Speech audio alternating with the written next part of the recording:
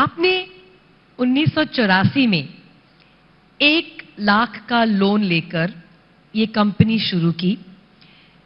उस वक्त आपके पास एक एम्प्लॉय था, योरसेल्फ, और आज आपकी कंपनी लिस्टेड है और 5000 से अधिक लोग गैलन फैमिली का हिस्सा है। उस जर्नी के बारे में कुछ बताइए। आपसे चर्चा शुरू करें इसके पहले हम ये कहना चाह रहे हैं कि जैसे हमारे यशस्वी प्रधानमंत्री मोदी जी प्रधानमंत्री चुने गए, उसके पहले कभी संसद नहीं गए थे। हमारे मुख्यमंत्री योगी जी मुख्यमंत्री चुने गए, उसके पहले कभी विधानसभा नहीं गए थे। उसी तरह से हम भी ऐसी किसी कॉन्क्लेव में मैंने कभी पार्टिसिपेट नहीं किया है और आपने सीधे मुझे यहाँ लाके बिठा दिया है। तो ये वो लोग तो मजे हुए लोग थे, तो हमारे साथ थोड़ी रियायत बरतिएगा। और ऑडियंस से भी मैं कहना चाहूँगा कि भाई मैं कोई बुद्धिजीवी नहीं हूँ, तो मुझे उस रूप से मेरे बारे में वैसा कुछ मत सोचिएगा। कुछ हल्की फुल्की चर्चा इनके साथ कर लेंगे। थोड़ा बहुत अनुभव जो है, मेरी एजुकेशन भी इतनी ज़्यादा नहीं है, तो प्रश्न भी हल्के ही रखिएगा। अब आते हैं उस सवाल पे। गैलन ग्रुप की जब स्थापना 1984 में हुई, उसके पहले हमारे यहाँ पेरेंटल बिजनेस फूड ग्रेन के ट्रेडिंग का था। तो थोड़ी ट्रेडिंग एक्टिविटीज में जब मैं पढ़ रहा था, पढ़ के निकला ग्रेजुएशन करके, तो मुझे कुछ उतना इंटरेस्ट नहीं था। मैंने अपने फादर से रिक्वेस्ट की कि साहब मुझे अगर 1 लाख रुपए मिल जाए तो कुछ हम छोटी मोटी कोई इंडस्ट्रियल एक्टिविटी करना चाहते हैं, मैन्युफैक्चरिंग की। वो उनके लिए एक बड़ा सब्जेक्ट था 1 लाख रुपए देना उस समय, बट समहाउ उन्होंने हमारे लिए मैनेज करके दिया। और एक छोटी सी 9 वोल्ट के एक्सपेलर्स की एक तेल मिल मैंने लगाई। और वो जर्नी, एक आदमी, एक कर्मचारी, वही मेरा manager, cashier, loading incharge, supervisor, all in all वही होता था। 2-4 लेबर साथ में होते थे। तो वो जर्नी वहाँ से शुरू हुई और मुझे खुशी है कि आज गैलन ग्रुप में 2 integrated steel plant 1 million capacity के 129 मेगावाट पावर का जनरेशन है। 5000 लोग उसमें काम कर रहे हैं। कंपनी स्टॉक एक्सचेंज पे पिछले 15 सालों से लिस्टेड है। ये जर्नी यहाँ तक हम पहुँचा सके, ईश्वर की कृपा है और हमारे लोगों का, परिवार का, सबका उसमें सहयोग रहा है। जर्नी बहुत लंबी है, उसके बारे में विस्तार से चर्चा करने का समय नहीं है, but I am really very satisfied and thankful to God. Thank you Agarwal साहब। ये कोई मामूली जर्नी नहीं है। 1984 में जो शुरू हुई, 15 साल पहले जो लिस्ट हुई, आप वन मैन आर्मी से कंप्लीटली सेल्फ मेड हैं। और ये मैं मानती हूँ आप सबके लिए, चाहे वो एंटरप्रेन्योर्स हो, आप सबके लिए प्रेरणा का एक प्रतीक है। और मैं बहुत अपने आप को खुशनसीब और भाग्यशाली समझती हूँ कि मुझे यहाँ इस मंच पर, जो आपका आपकी पहली बार मंच पर है, मोदी जी और योगी जी की तरह, मैं अपने आप को भाग्यशाली और बहुत खुशनसीब समझती हूँ कि मेरे साथ मैं आपके साथ बात करने की मुझे ये बहुत खूबसूरत एक अपॉर्चुनिटी मिली। नहीं, मुझे भी अच्छा लग रहा है। थोड़ा सा माइक ऊपर रखिएगा, थोड़ा सा ऊपर जी। मुझे भी आपसे बात करके अच्छा लग रहा है, लेकिन मेरी स्टोरी ऐसी नहीं है। मेरी स्टोरी आपके सामने है। ऐसी बहुत सारी स्टोरी हमारे देश में है। बहुत से लोगों ने ग्राउंड से शुरू करके स्काई तक अपनी यात्रा पूरी की है और ये जर्नी है अभी गैलन की journey. It's going on, we are still working. अब फर्क यही है कि पहले मैं सेना भी खुद ही था, सेनापति भी खुद ही था। अब मेरी भूमिका सेनापति की हो गई है, सेना बहुत बड़ी हो गई है।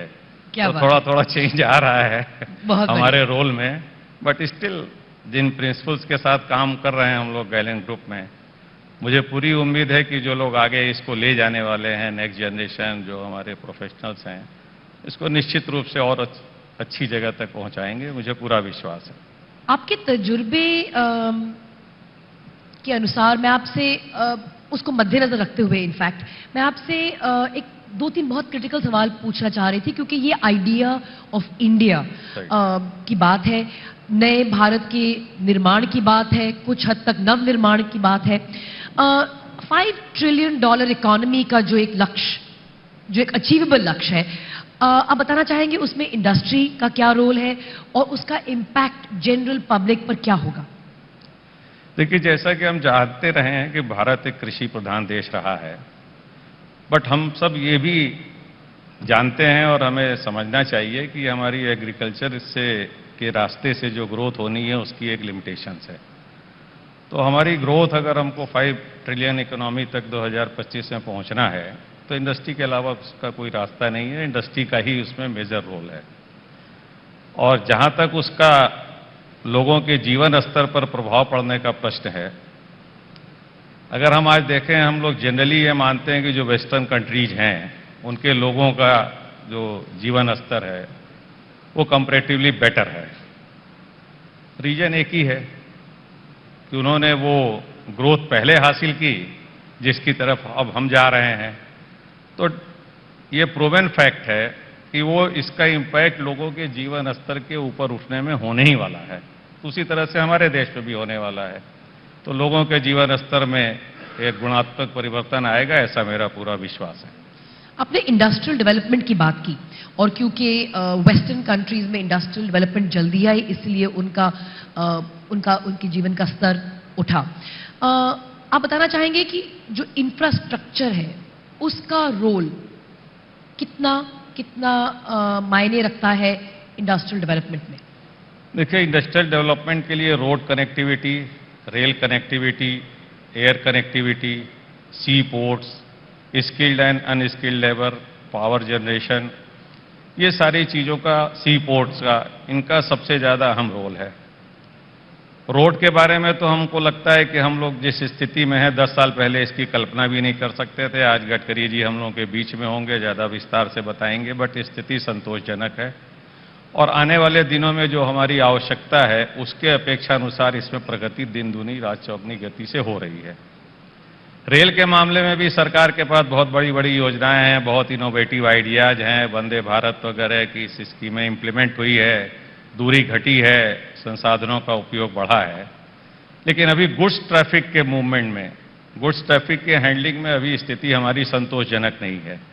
अगर हम 5 ट्रिलियन इकोनॉमी की तरफ जा रहे हैं तो ऑब्वियसली उसका लोड गुड्स मूवमेंट पे आने वाला है। लेकिन अभी जो प्रेजेंट गुड्स मूवमेंट की स्थिति है वो भी उतनी संतोषजनक नहीं है। और एक बड़ी इंटरेस्टिंग बात है कि रेलवे कहती है कि 15% आप एडिशनल प्रीमियम दीजिए और प्रायोरिटी पे आप रैक पाइए। हम इसको सिंपली ऐसे लेते हैं कि हम अपनी एंट्री टिकट को खुद ही ब्लैक कर रहे हैं।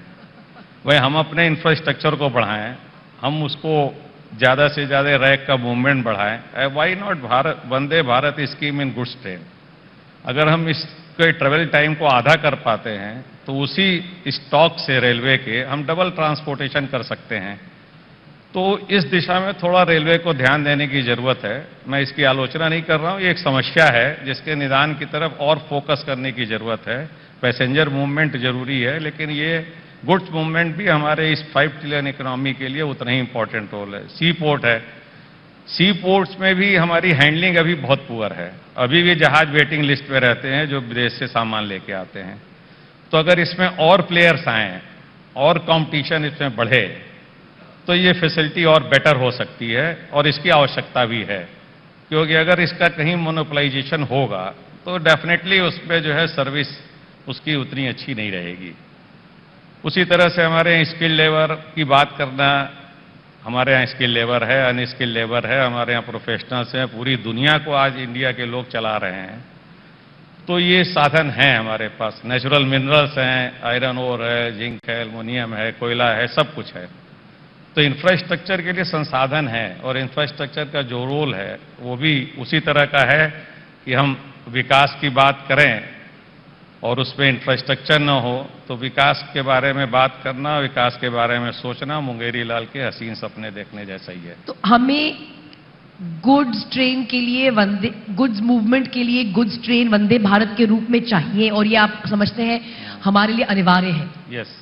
चलिए, मुझे आशा है कि रेल मंत्रालय में आपकी बात पहुंचे और वंदे भारत पर गुड्स ट्रेन शुरू हो जाए।